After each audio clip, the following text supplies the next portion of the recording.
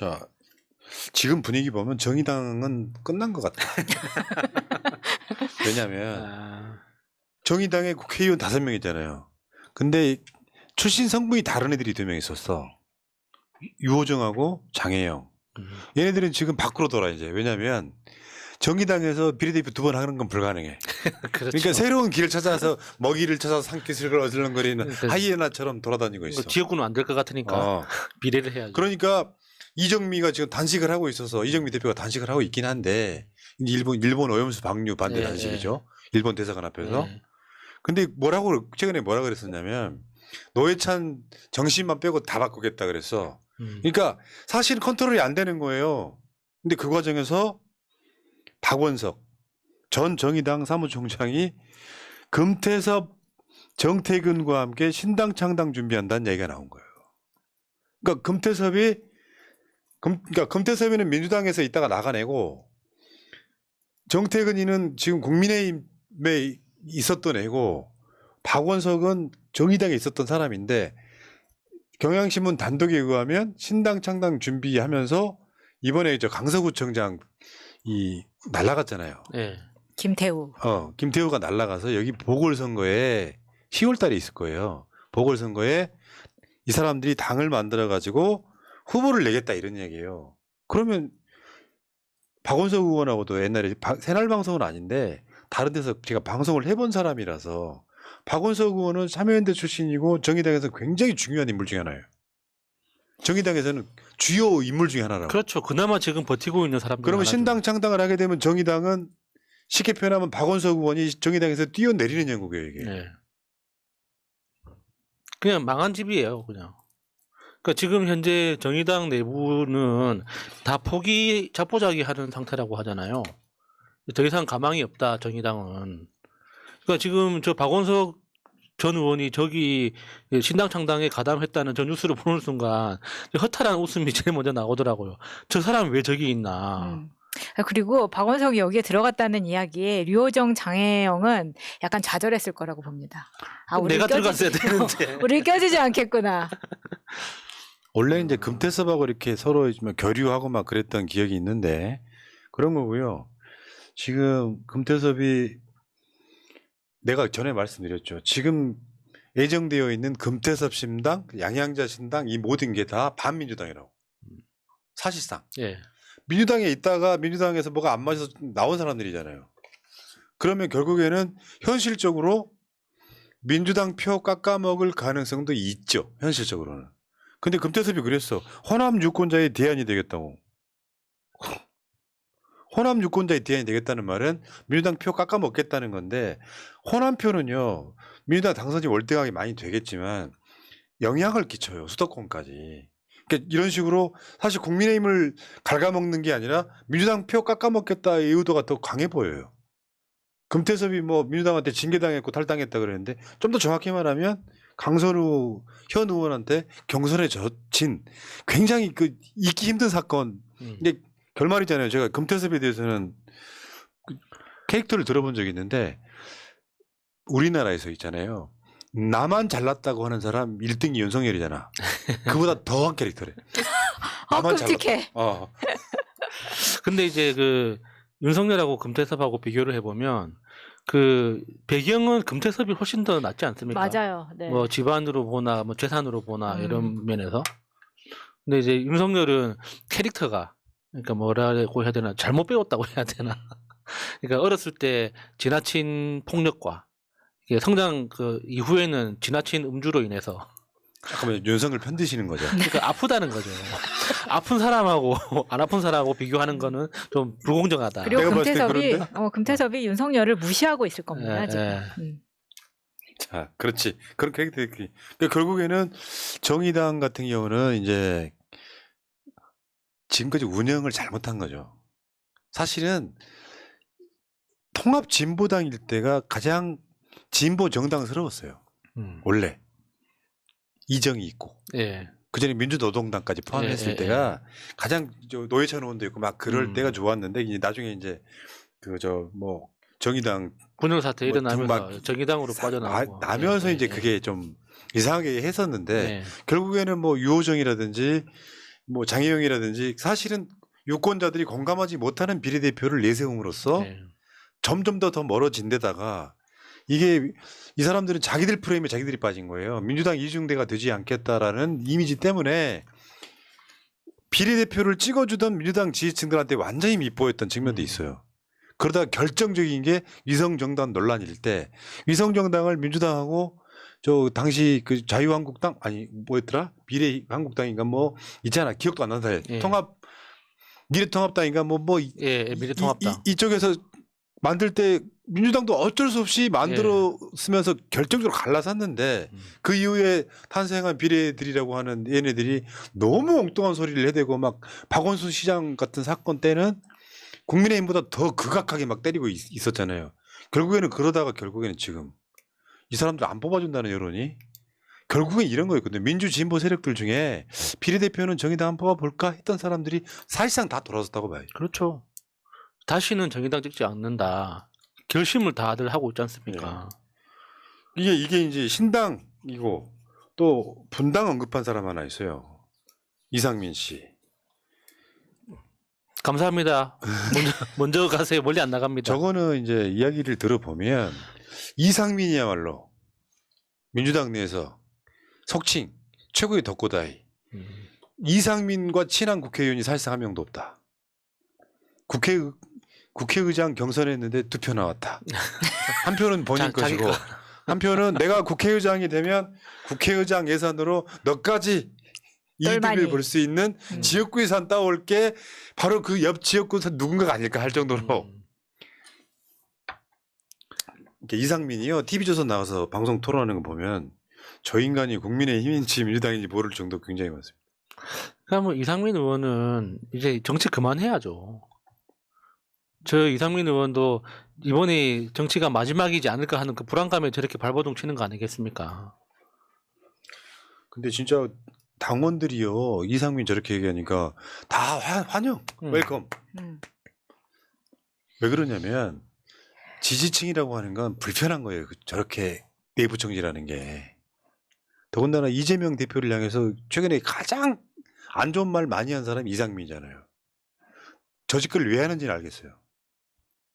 자기 지역구라든지 자기 걸어온 길이 있어서 그렇게 비판해야만 자기가 당선될 수 있다는 착각에 빠지기도 했거니와 한편으로는 국민의힘에 가고 싶다는 난 욕망도 보였었거든요. 아, 국민의힘 비례로? 왜냐하면 한 사람이 한 지역에서 5선쯤 하잖아요. 그럼 그 지역에 사람이 없어요. 그러니까 국민의힘 쪽에서 이상민을 영입해도 무리가 없는 거예요. 그러니까 만약에 국민의힘과 윤석열 지지율이 조금만 높았더라면 바로 건너가 쓸 사람이에요. 한 지역에 5선 한번 해봤다고 생각해봐요. 20년이 그 지역에 정치 꽃나무가 없는 거예요. 지금 최근에 병아리 한 마리 들어갔죠. 병아리 한 마리 그 지역에. 근데 그거 굉장히 높은 아성 같은 거거든요. 그러니까 나는 민주당 아니라도 당선될 수 있고 국민의힘에서도 영입 제안이 들어왔을 수도 있지. 그런 경우 있습니다. 요즘 영입을 많이 하고 다닌다고 하더라고요. 국민의힘에서. 지금 민주당의 대전 국회의원들 7명 전부 다 민주당이에요. 국민의힘 한 명도 없어요. 그러려고 하지 않을까. 그래서 저렇게 말을 뺏는 것이 아닐까. 결국 저는 민주당 진짜 혁신은 실력 없는 사람들 있잖아. 실력이라는 게요. 난 2가지밖에 없다고 생각해. 실력에는 용기가 포함돼야 돼. 독재 권력에는 국회의원이 맞서 싸워야지. 근데 내부 총질만 해.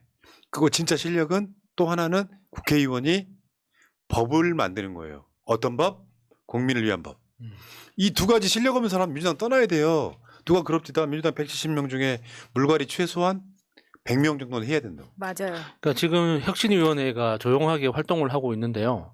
그러니까 민주당이 변해야 된다고 생각하는 지점 중에 하나가 국민의힘하고 극단적으로 다른 지점이 있잖아요. 그러니까 국민의힘에서는 당대표 눈에 띄기 위해서 당대표한테 충성하는 모습을, 그러니까는 지금 현재로는 실질적 당대표인 윤석열한테 충성하기 위해서 물고기 똥물도 퍼먹고 뭐 이렇게 하지 않습니까? 근데 민주당의 이상한 그 당 문화, 당대표한테 눈에 띄기 위해서 당대표를 욕하는 문화 있잖아요. 내가 바른 소리 한다는 명분으로 당대표를 공격해야지 내가 당대표 눈에 띄고 우는 아이 떡 하나 더 준다는 그런 그 구조를 가지고 결국에는 공천을 받아낸다. 이거 진짜 없어져야 된다고 보거든요. 그게 자기들은 어떤 말로 하더라도 결국에는 뭐 맞는 말 아니냐, 옳은 소리 한 거다 이렇게 이야기를 하겠지만 결과적으로는 당의 분란을 일으키는 거 아닙니까? 그러니까 내부 분열을 만드는. 그러니까 이런 것들은 이번에 혁신을 통해서 진짜 사라져야 되는 문화라고 봅니다. 이게 특히 이렇게 뭐 이재명 말만 꺼내면 이재명이 물러나야지 당이 안정화된다 이런 소리 하는 사람들 있잖아요. 대표적인 케이스 아닙니까? 그러니까 정확한 진단입니다, 이게. 민주당이 정권을 내준 이유는 문재인 정부 초창기 때 민주당 국회의석이 일당이긴 했어도 국민의힘과 거의 차이가 없었잖아요. 그때 박근혜 때 이루어졌던 총선에서 민주당이 국민의힘보다 한 석 많았다고. 122, 123. 근데 나중에 보궐선거가 있어가지고 민주당이 보궐선거 9석인가를 쓸어요. 10개 중에. 그래가지고 130석 좀 넘어가요. 그걸로도 부족했지. 그러니까 문재인 정부가 지지율이 60, 70%, 70%, 80% 넘어가는 과정에 좋아. 의석이 없어서 못한다고 하니 의석 좀 몰아줄게. 라고 중도가 움직인 게 아니라 기존에 있던 민주당 성향의 표가 투표장에 쏟아져 나온 거예요. 그래서 투표를 여러분들 기억나시죠? 한 3년 반 정도 전에 투표를 딱 깠는데 민주당 180석 이상 한다고 할 때 느꼈던 감동이잖아요. 됐구나. 우리가 이제 이겼구나. 제대로 개혁할 수 있겠다라고 생각을 해요. 그러니까 그때까지는 사람들이 민주당이 의석이 적어서라고 이해를 해줬단 말이에요. 근데 이낙연은 그 이해찬 대표가 물려준 180석을 자기 대선의 용도로만 썼단 말이에요. 맞습니다. 그러니까 그때까지만 해도 이낙연 국무총리 했던 이낙연이 압도적인 1위였어. 대선 주자에. 그 해 이낙연이 누구지? 이명박 박근혜 사면 이야기하면서 분위기가 별로 안 좋아지기 시작하는 이 과정까지 가는데 그 180석이 이제 원래 돌아갔잖아. 조정훈 네. 돌아가고 영예인 돌아가고 또 한 명 또 있었는데 2명인가 3명인가 돌아가고 네, 나머지 다 네. 민주당이었잖아요. 네.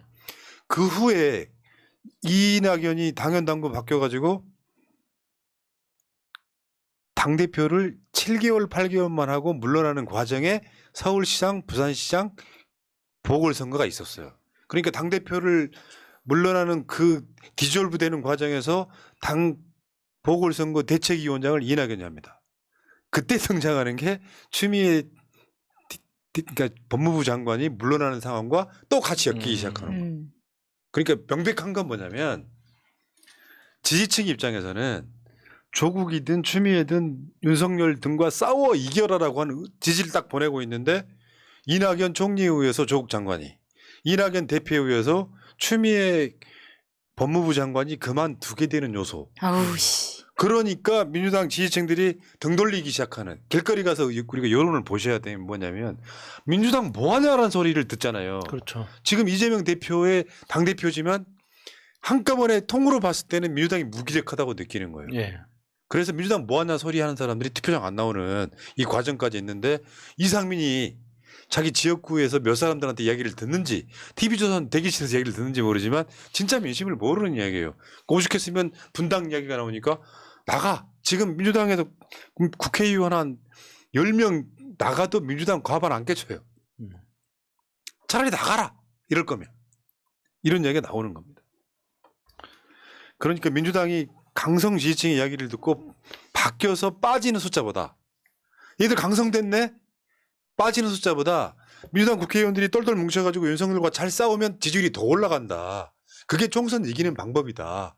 그러니까 내부 총질하는 사람들 나가라. 이 이야기 하는 거예요. 그래서 지금 민주당의 원외 인사들만 구성된 어마어마한 조직이 생겼죠. 최근에 더민주 전국혁신회의. 그 전국혁신회의에 보면 사진 한번 보여줘봐요. 익숙한 사람들 많죠. 여기 맨 앞에 있는 분들 중에 심지어 새날 고정방송 패널이 된 분이 3사람이나 있어. 나랑 아무 상관없어요. 그만큼 존재감 있는 분들이 지금 저런 걸 하고 있는 거예요. 앞에 윤종군도 있고 김우영도 있고 김우영, 그리고 이원욱 변호사도 있고 남영희 위원장님. 이분들이 뭐 하는 사람들이냐면 민주당의 현역들이 못 들어가요. 들어가고 싶어도. 안 받아줍니다. 이 인재풀이 오늘 처음으로 한 제대로 된 행사가 광주에서 1차 행사를 오늘 했어. 오늘. 저런 분들이 어떤 사람들이냐면 이 혁신회의라고 하는 사람이 뭐냐면 개혁파인 사람들인데 우리가 국회에 들어가서 지금 이도저도 아닌 사람들 싹 물갈이 할 거야라고 대기하고 있는 사람들이에요. 간단히 보면. 그러니까 지역에서 현역 아닌 사람들 중에 실력 있는 사람들은 다 여기 들어가고 있다고 봅니다. 그게 혁신이 아니고 뭐야. 혁신이 뭐야. 혁신이 뭐라고 말 못해요. 사람 물갈이 하는 겁니다. 잘 싸우고 실력 있는 사람들, 진정성 있는 사람들이 국회로 들어가야 돼. 근데 다시 한 번 말씀드리는데 민주당 국회의원 중에 최소 한 몇십 명은 내가 이름을 모른다니까요. 맞아. 그렇죠. 지금 한 몇십 명 될 걸요, 진짜 어, 그게. 깜짝 놀래. 볼 때마다 예. 모르는 사람 많습니다. 저 사람이 국회의원이어서 하는 사람도 있다고. 우리가 이 팟캐스트로 들으면은 민주당 행사 이렇게 그 오디오로만 들려줄 때가 예, 많아요. 예. 근데 내가 그 오디오를 편집하다가 이 사람 누구지 하는 사람이 있어. 그러면 유튜브로 와서 다시 봐. 누군지 근데 몰라가지고. 놀라운 건 그 사람이 초선이 아니라는 거. 심지어 한 4선, 5선 된다는 거. 예. 그런 사람도 있습니다. 나 솔직히 말하는데요. 이원웅 목소리 아직도 잘 몰라요. 구분 못해요. 이원우. 예. 그렇죠. 그러니까 우리한테 각인돼 있는 게 없는 거예요. 혁신이라는 게 되게 어렵죠. 사람 바꾸는 거예요. 그 혁신을 사람을 바꾸는데 뭘로 바꾸느냐? 시스템으로 바꾼다는 거지. 그러니까 지금 민주당 분위기 그렇다고 하지요. 소위 반개, 수박이라고 불렸던 사람들이 반개나 수박으로 안 보이려고 엄청 용쓴데 왜? 이제 공천의 시간이 다가오고 있거든. 근데 민주당 당원들이 공천에 사실상 지금 한 50%쯤 들어가는 분위기로 가고 있잖아요. 그러니까 이번에 이제 혁신위원회 기대가 많습니다. 네. 자, 어쨌건 민주당 이제 정의당은 깨지는 분위기고 민주당은 분당하겠다고 하는 이야기가 있지만 당원들이 환영하는 사상 초유의 분당 이야기가 나왔는데 환영하는 분위기가 그러니까 있고 이상민 혼자 떠들지만 절대 분당 안 돼요. 안 되지. 예. 국민의힘으로 가면 모를까. 음. 그리고 지금 실제로 진짜 민주당이 해야 될 건 혁신인데 혁신은 요점이 사람을 바꾸는 것이다. 이렇게 훈훈한 결론 내볼게요. 여기까지 하겠습니다. 자, 아까 진춘식님 고모수 휘날리면님 감사하고요. 여러분들 그 술자리에서